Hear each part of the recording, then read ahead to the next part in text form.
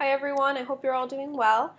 Today we're going to recap the scene that you had to read for today, which is scene 3 of Act 2. I'll show you the video so that we can get a more understanding, a visual of the events that occurred in that scene. For your homework, you're going to read the last scene of Act 2, which is scene 4, and then we're going to begin to work on a writing assignment where we'll continue to analyze Shakespeare's structural choices and how those particular choices help to develop a sense of mystery, tension, or surprise. So let's watch the video first, and then I'll bring you to some examples that I want you to have as you work on your assignment for today. He is the knocking indeed. If a man were porter of Hellgate, he should have ordaining the key. Knock, knock, knock, who's there? In the name of Beelzebub. Here's a farmer that hanged himself on the expectation of plenty. We start off the scene with a drunk man, the porter of Macbeth's castle. In his drunk state, he rambles on, and interestingly, he calls himself the gatekeeper to hell. This would mean that he sees Macbeth's castle as hell, and Macbeth, or Lady Macbeth, as the devils that reside in it. After a while, the porter admits to himself that he is in fact not a gatekeeper of hell, and he finally opens the gates to find Macduff and Lennox.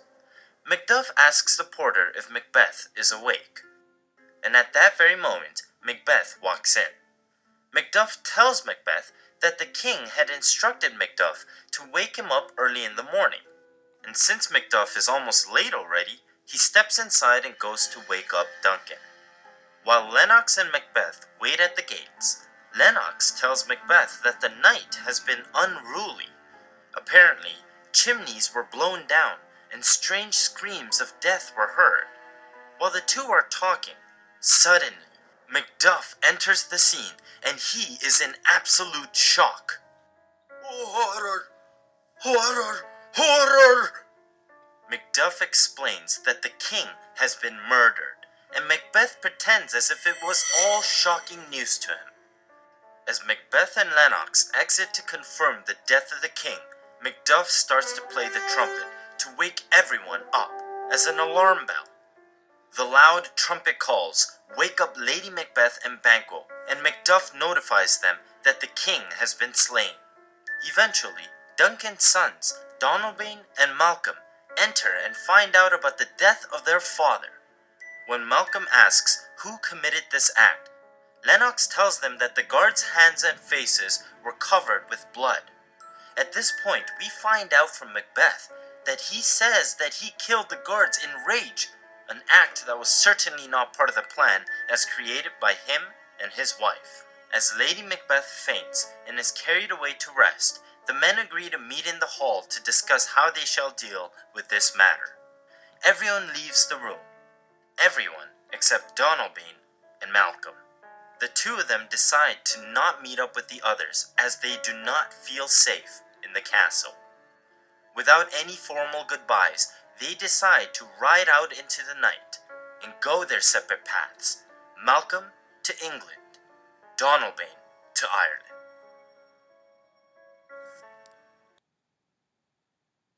So that was the recap of scene 3 of Act 2, which you needed to read for today. What I would like to do now is to talk to you briefly about the assignment that you're going to get for today.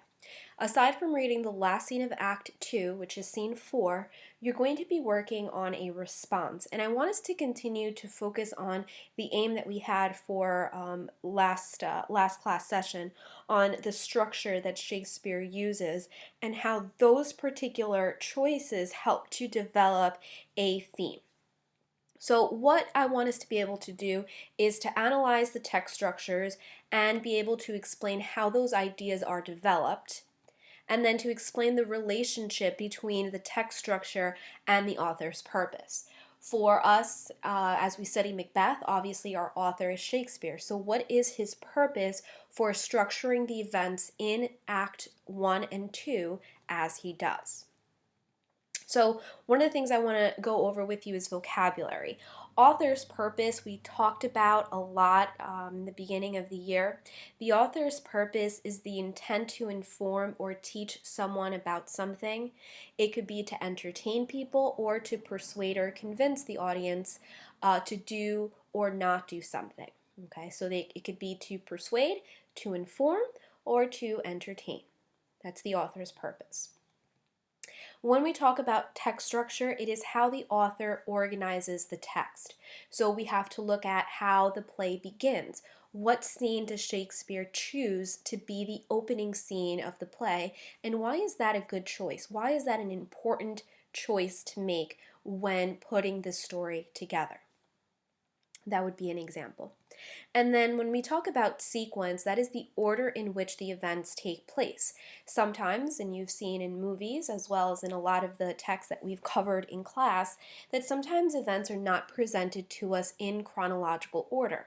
After we read, then it would be our responsibility to put those events in order. We talked about flashback, and even in movies and TV shows, you see how flashback is put into play, into effect, and we see how sometimes something that happened many years ago kind of comes back to a character's memory, and then we need to figure out why that's important. So it helps us to become more engaged in the reading when the order of events are not in chronological order. Okay. So I want us to take a look at an example. We've all read Romeo and Juliet, so we can use this as an example to practice how to identify text structure and the effect that that creates. You are going to be writing how Shakespeare's structural choices develop a sense of mystery or tension or suspense. So let's take a look at this example together. On the screen here, I have the prologue for Romeo and Juliet.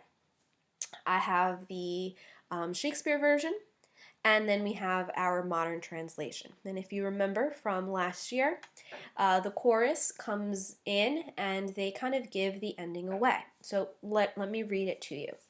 It says, "In the beautiful city of Verona, where our story takes place, a long-standing hatred between two families erupts into new violence, and citizens stain their hands with the blood of their fellow citizens. Two unlucky children of these enemy families become lovers and commit suicide. Their unfortunate deaths put an end to their parents' feud. For the next 2 hours, you will watch the story of their doomed love and their parents' anger, which nothing but the children's deaths could stop. If you listen to us patiently, we'll make up for everything we've left out of this prologue on stage." And again, this is how Romeo and Juliet begin.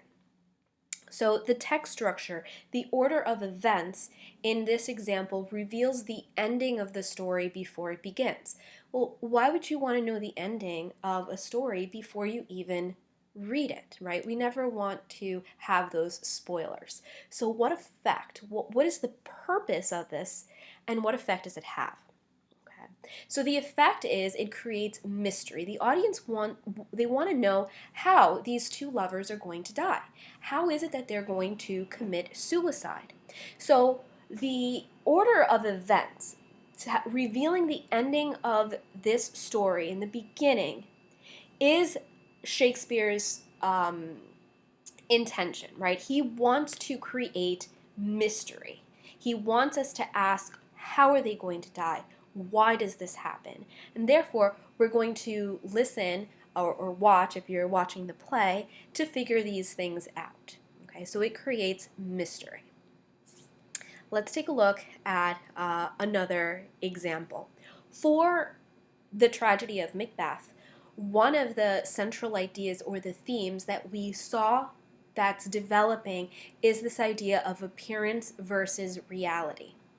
So I want us to analyze how Macbeth and Lady Macbeth's reactions to the death of King Duncan develop that central idea. Okay. So let's take a look at an example. Shakespeare is going to use dramatic irony to help us see how this idea of appearance versus reality develops. So when Macbeth finds out that the king is dead, this is what he says. And I'll look at the modern translation here for us. If I had only died an hour before this event, I could say I had lived a blessed life. Because from this moment on, there is nothing worth living for. Everything is a sick joke. The graceful and renowned king is dead. The wine of life has been poured out, and only the dregs remain. So Macbeth makes it seem that he is so upset that King Duncan has been murdered that life has no meaning. Well, this is an example of dramatic irony because the audience knows that Macbeth is the one who killed him. And so the irony here is that the characters, the people that he is surrounding himself with, are going to believe Macbeth. While we know that he isn't sad about the king's death, he was the one who committed the murder anyway. So this idea of appearance versus reality is developed using Macbeth, using this idea of dramatic irony and how Macbeth reacts to the king's death. Lady Macbeth also reacts to the king's death, and I'll get to that in a little bit. I write that Macbeth's reaction develops a central idea of appearance versus reality because they appear shocked and sad, when in fact they are the ones who murdered Duncan. I forgot a word there. The audience is all the more aware of Macbeth and Lady Macbeth's guilt because they are lying about their actions and their response. So this knowledge highlights the gap between what the Macbeths and us, the audience, know and what the other characters know. Okay? So Shakespeare's structural choice here of having Macbeth react the way that he is to King Duncan's death helps to create this idea of appearance versus reality. He's appearing to be saddened by the king's death when in reality he's the murderer. So let's take a look at another central idea that's developing, and hopefully you were able to pick up on it as you read through scene 3. We have this idea of trust or the lack of trust. So Donalbain, one of King Duncan's sons, says that there are daggers in men's smiles. And this is a famous quote from the play. So how does Shakespeare develop this idea in Act 2, Scene 3? The idea of trust or lack of trust. So let me give you the example from the text. Once Macbeth finds out that the king has been murdered, Donalbain walks in and he says, "What's wrong? What's going on?" And Macbeth says, "You are, but you don't know it yet. The source from which your royal blood comes has been stopped." So in other words, he's saying, your father is dead. Macduff says, "Your royal father is murdered." And Malcolm wants to know who did it. Lennox says, "It seems that the guards who were supposed to be protecting his chamber did it. Their hands and faces were all covered with blood. So were their daggers, which we found on their pillows unwiped. They started at us in confusion. They stared at us in confusion. No one's life should have been entrusted to them." So talk about text structure. The king's murder is not committed on stage. So that's a particular choice that Shakespeare created. And Shakespeare also wanted Macbeth to go in and plant these bloody daggers on the guards. And this is exactly what's happening. So Macbeth says, "And yet I still regret the anger that drove me to kill them." We never see Macbeth go back into the chamber and kill the guards. That occurs off stage.